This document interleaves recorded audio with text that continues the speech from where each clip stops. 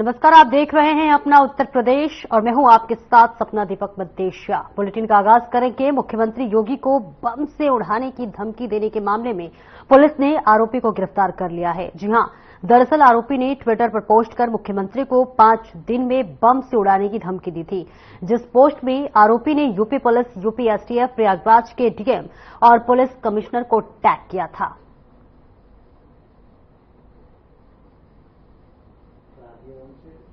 तो ये बड़ी कामयाबी मानी जा रही है पुलिस के लिए, जहां पर सूबे के मुख्यमंत्री योगी आदित्यनाथ को जो है बम से उड़ाने की धमकी दी गई थी। और इस बीच आपको बता दें कि पुलिस ने बड़ी कामयाबी हासिल करते हुए आरोपी को गिरफ्तार कर लिया है। आपको बता दें, सोशल मीडिया के जरिए ये धमकी जो है भरा पोस्ट किया गया था और उसके बाद से लगातार पुलिस सजगता रही और इसी के साथ पूरी संजीदगी के साथ आरोपी को गिरफ्तार कर लिया गया है। वहीं कैपियरगंज के विधायक के अपनी हत्या की आशंका जताने के बाद एसएसपी और डीएम ने बयान जारी किया है, जिसमें अधिकारियों ने कहा है कि मामले की जांच की जा रही है। दरअसल कैपियरगंज विधायक फतेह बहादुर सिंह ने कुछ दिनों पहले एक प्रार्थना पत्र दिया था, जिसमें उन्होंने लिखा था कि उन्हें जानकारी मिली है कि राजू रंजन चौधरी से उनकी हत्या कराने के लिए लोगों से चंदा इकट्ठा कराकर उनके ऊपर हमला कराने की साजिश चल रही है।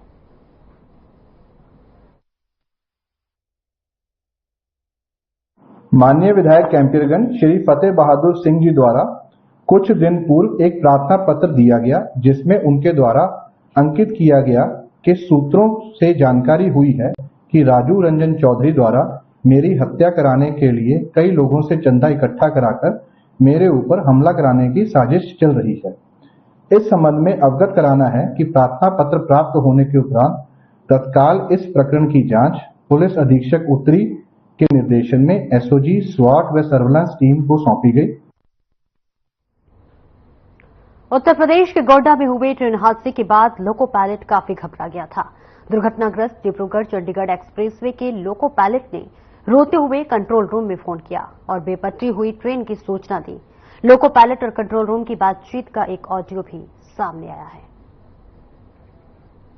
तो आपको बता दें कि ट्रेन हादसा गोंडा में हो गया था, जहां पर मुख्यमंत्री योगी आदित्यनाथ ने भी जो है इसके लिए दुख जताया था। लेकिन इस बीच आपको बता दें कि ये जानकारी निकलकर सामने आ रही है कि जो लोको पायलट था उस वक्त काफी घबरा गया था और जिसके बाद से उसने रोते हुए इस बात की सूचना दी थी। ये बड़ा हादसा और बड़ी घटना हो गई थी उत्तर प्रदेश की, जहां पर लगातार जो है अब पुलिस इस पर भी हर तरीके से जांच पड़ताल कर रही है। और अगली खबर की ओर बढ़ते हैं और आपको बताते हैं कि मुख्यमंत्री योगी आदित्यनाथ ने प्राकृतिक खेती पर आधारित भारतीय प्राकृतिक कृषि पद्धति कार्यक्रम में हिस्सा लिया और इस अवसर पर कार्यक्रम में केंद्रीय मंत्री शिवराज सिंह चौहान भी मौजूद रहे। खेती पर आधारित आज के इस क्षेत्रीय परामर्श कार्यक्रम में मुख्य अतिथि के रूप में उपस्थित गुजरात के माननीय राज्यपाल आदरणीय आचार्य देवव्रत जी, भारत सरकार के कृषि एवं किसान कल्याण मंत्री माननीय शिवराज सिंह चौहान जी, प्रदेश सरकार में मंत्रिमंडल के मेरे वरिष्ठ सहयोगी कृषि मंत्री श्री सूर्य प्रताप शाही जी, कृषि राज्य मंत्री श्री बलदेव सिंह ओलख जी, कार्यकारी सभासद कृषि लद्दाख श्री स्टॉनजिन जॉसफेल, प्रदेश के मुख्य सचिव श्री मनोज कुमार सिंह जी, कृषि उत्पादन आयुक्त डॉक्टर देवेश चतुर्वेदी जी, संयुक्त सचिव कृषि एवं किसान कल्याण मंत्रालय भारत सरकार डॉक्टर योगिता राणा जी, मंच पर उपस्थित अन्य सभी उपस्थित महानुभाव, विभिन्न विश्वविद्यालयों के कृषि विश्वविद्यालयों के माननीय कुलपतिगण, कृषि विशेषज्ञगण, प्राकृतिक खेती में जिन अन्नदाता किसानों ने एक अच्छी शुरुआत की है, ऐसे सभी उपस्थित हमारे अन्नदाता किसान और अन्य उपस्थित बहनों और भाइयों, प्रदेश की राजधानी लखनऊ में प्राकृतिक खेती विज्ञान से संबंधित इस क्षेत्रीय परामर्श कार्यक्रम में मैं आज के इस कार्यक्रम के मुख्य अतिथि, प्राकृतिक खेती के लिए जिन्होंने एक बड़े जन जागरण अभियान को अपने हाथों में लेकर के इसे सफलता की नई ऊंचाइयां प्रदान की हैं, ऐसे आचार्य देवव्रत जी का हृदय से मैं स्वागत करता हूं, अभिनंदन करता हूं। आचार्य जी ने भारत की ऋषि परंपरा को, जो धरती माता के प्रति हम सबके आग्रह को प्राचीन काल से, पौराणिक काल से ही हर भारतवासी को आग्रही बनाती रही है, उसका प्रतिनिधित्व करते हुए प्राकृतिक खेती के माध्यम से इस धरती माता को बचाने के एक संकल्प के साथ आगे बढ़े हैं। न केवल कुरुक्षेत्र में बल्कि हिमाचल प्रदेश और गुजरात आज आचार्य जी के इन कार्यक्रमों का उदाहरण बना हुआ है। इस अवसर पर मैं आप सबकी ओर से, प्रदेशवासियों की ओर से और देश के उज्जवल भविष्य के प्रति जो भी व्यक्ति आशावादी निगाहों से आगे बढ़ता है, देखता है, उन सब की ओर से उनका हृदय से स्वागत और अभिनंदन करता हूं। आज यहां पर भारत सरकार के माननीय मंत्री कृषि एवं किसान कल्याण माननीय श्री शिवराज सिंह चौहान जी भारत सरकार में मंत्री बनने के उपरांत आज उनका लखनऊ आगमन प्रथम बार हो पाया है। मैं सबसे पहले उनके आगमन के लिए उनका हृदय से स्वागत करता हूं, अभिनंदन करता हूं। मध्य प्रदेश जैसे राज्य में कृषि उत्पादन की दर को देश के अंदर सर्वाधिक करने का गौरव भी उन्हीं के जाता है। उन्होंने मध्य प्रदेश जैसे राज्य में वहां के किसानों के कल्याण के लिए जो अद्भुत कार्य किया था अपने मुख्यमंत्रित्व काल में, वो आज भी देश के अंदर उदाहरण है। और इसीलिए मध्य प्रदेश के उनके अनुभव और आज प्राकृतिक खेती के साथ कृषि और किसान कल्याण के साथ साथ ग्रामीण विकास के एक अद्भुत मॉडल देश की जनता उनके अनुभव का लाभ लेकर के देखना चाहती है और जिससे आज उनका मार्ग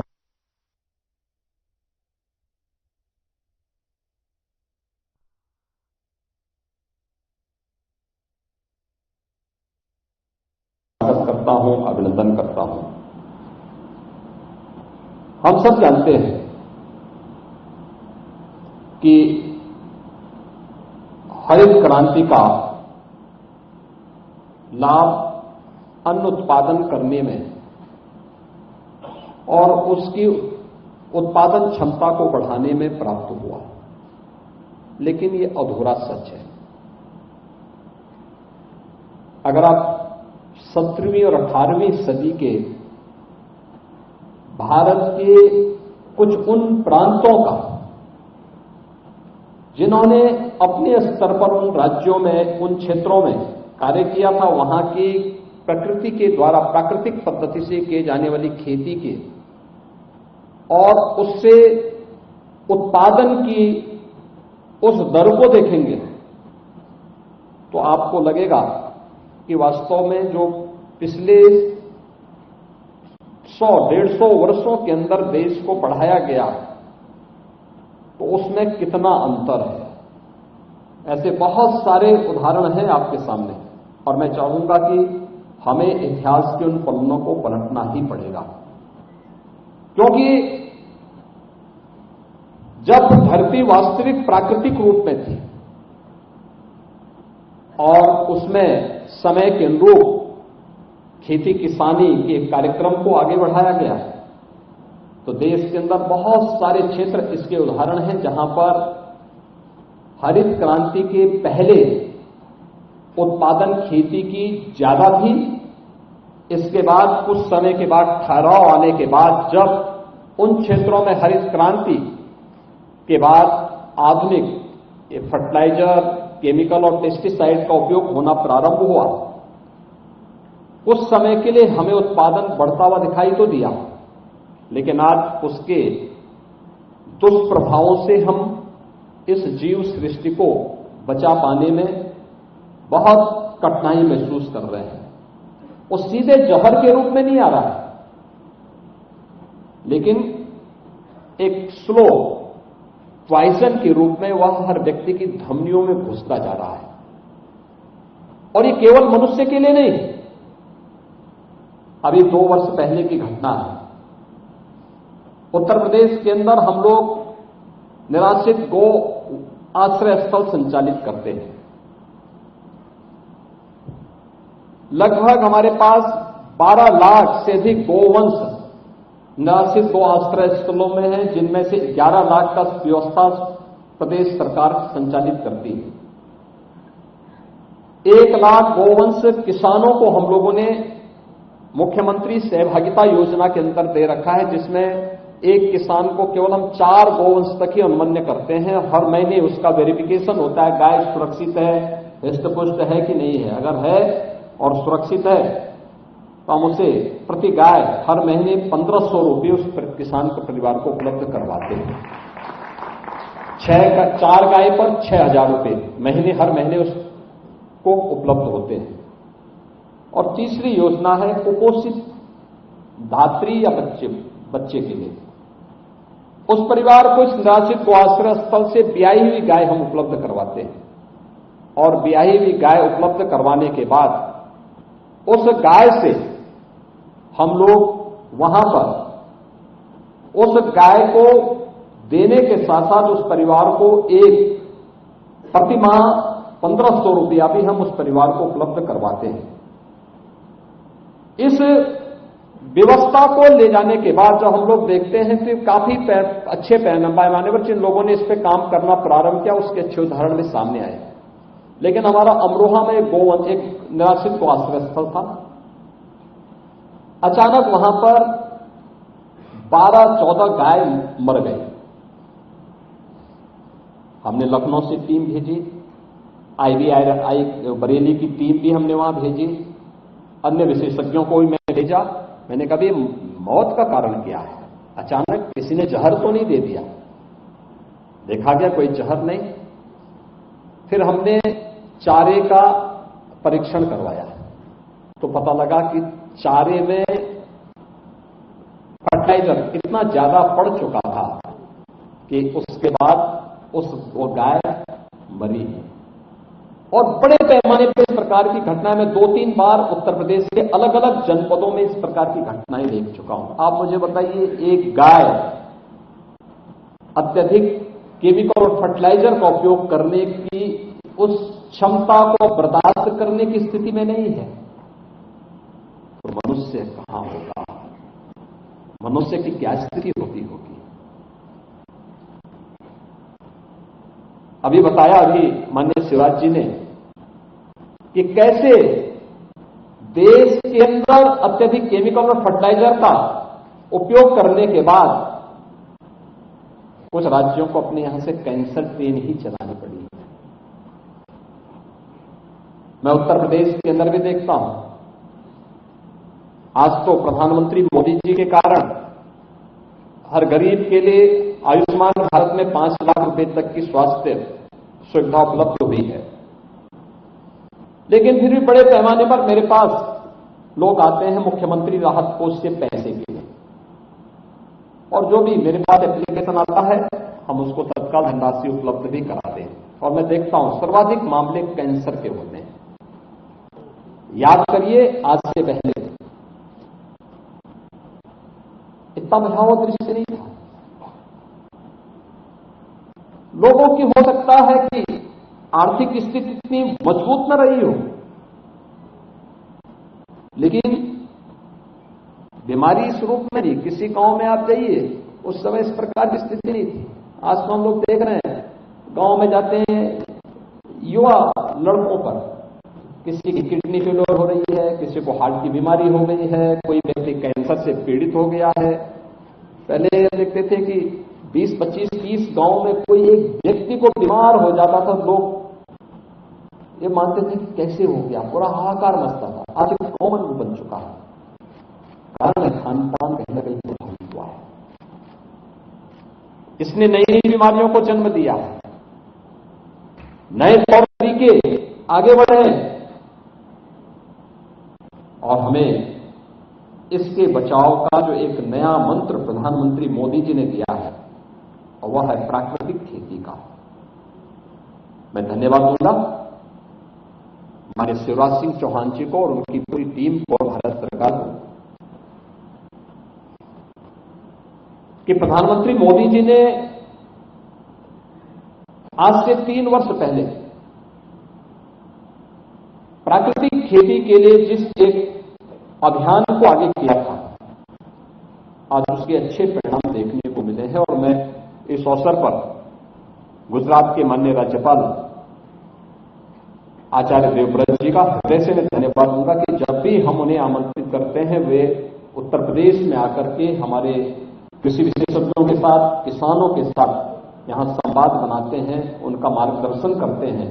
और आज इसके बारे में लोगों के मन में एक भाव जागृत हुआ है। वो सच है, पहले शुरू में लोगों के मन में एक भाव था कि क्या होगा, कैसे होगा, और खासतौर पर कृषि विशेषज्ञ जो थे, इसके एक्सपर्ट जो थे, उन लोगों में कुछ ज्यादा ही वो था, अरे हो ही नहीं सकता है। लेकिन आज जब वह उसके डेमोन्स्ट्रेशन को देखते हैं और इसमें जो बताया गया है कि हमें बीज से लेकर बाजार तक इसके प्राकृतिक स्वरूप को बनाए रखना होगा, और उत्तर प्रदेश जैसे राज्य में इसकी व्यापक संभावनाएं हैं। उत्तर प्रदेश में अगर हम देखेंगे तो हमारे पास खेती योग्य जो भूमि है, देश की कुल कृषि योग्य भूमि का लगभग 12% यूपी के पास है। लेकिन जितनी भूमि हमारे पास देश की है, इसमें 17% आबादी रहती है और उत्तर प्रदेश इसी देश की कुल कृषि उत्पादन से संबंधित कृषि योग्य भूमि में हम देश के अंदर 20% खाद्यान्न का उत्पादन करते हैं। पर्याप्त जल संसाधन हमारे पास है, लेकिन अब हमें आज की आवश्यकता के अनुरूप उस क्वालिटी पे भी ध्यान देना पड़ेगा जो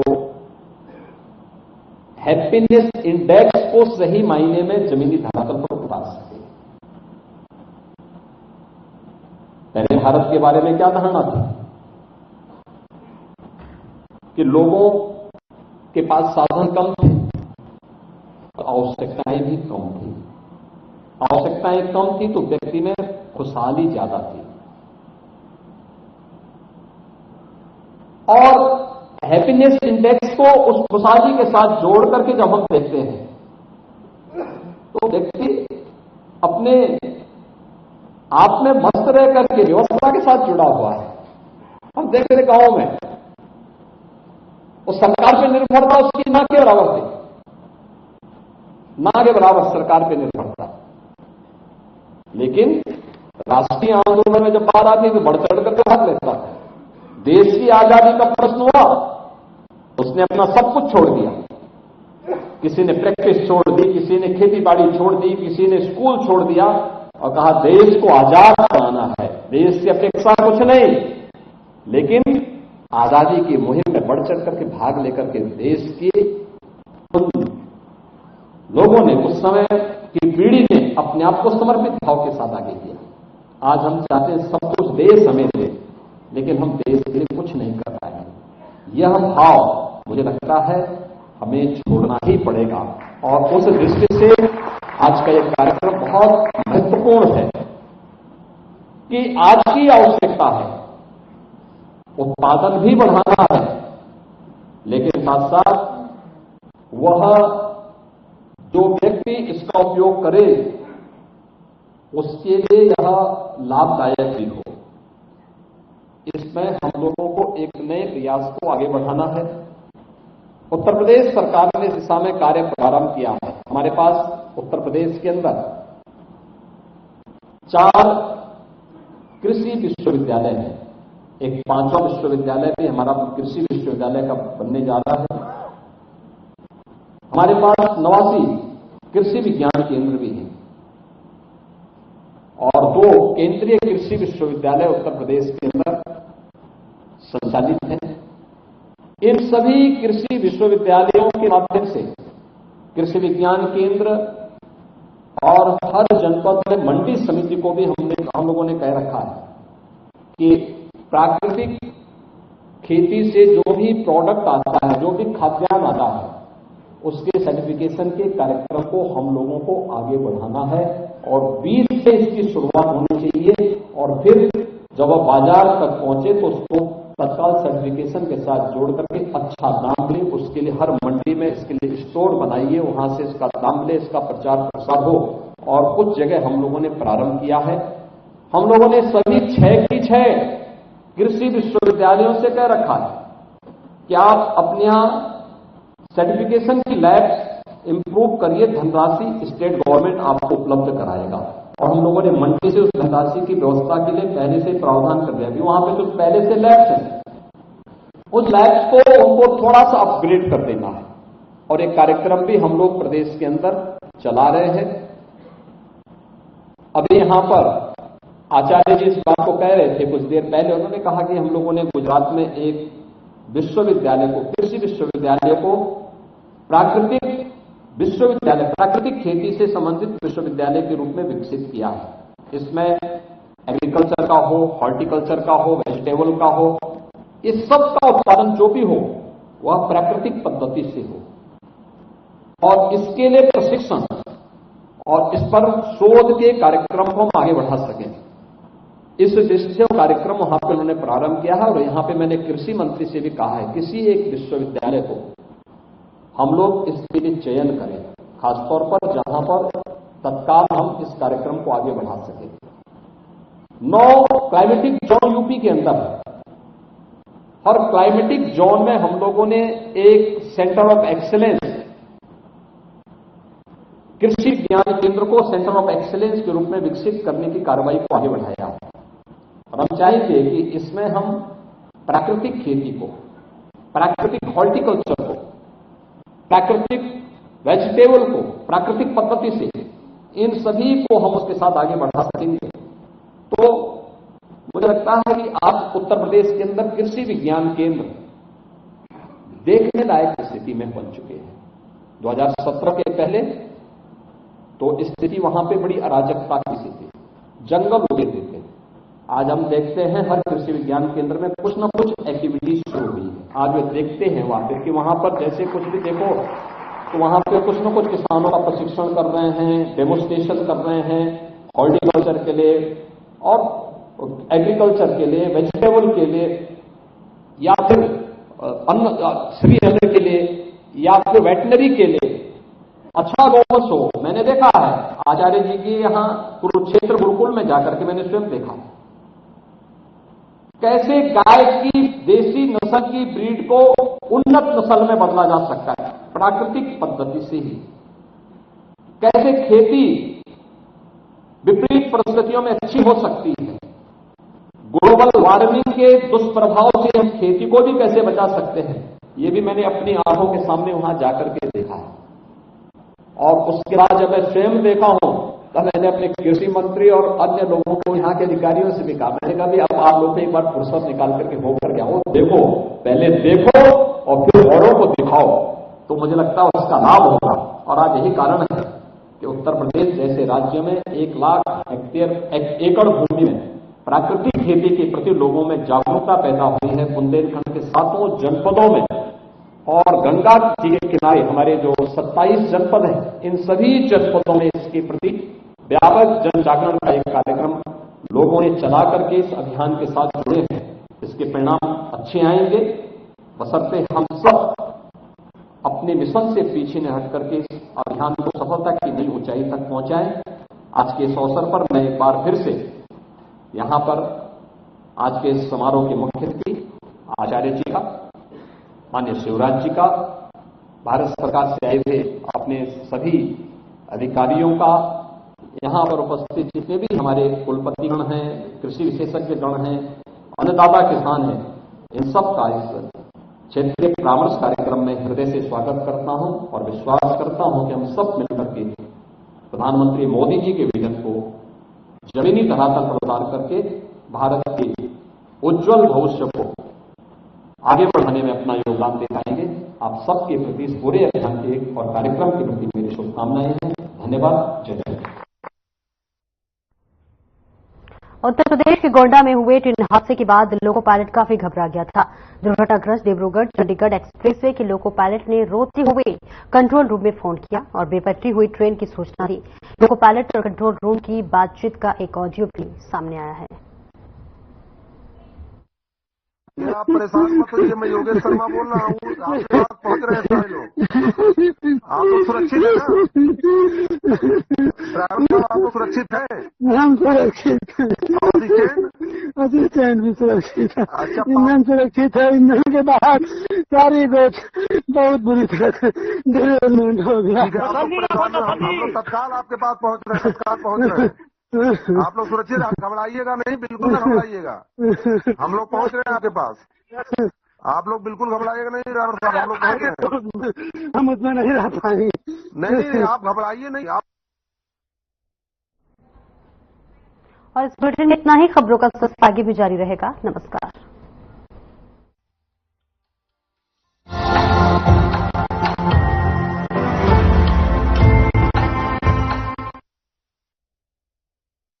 वेस्ट चैनल श्री ब्रजमोहन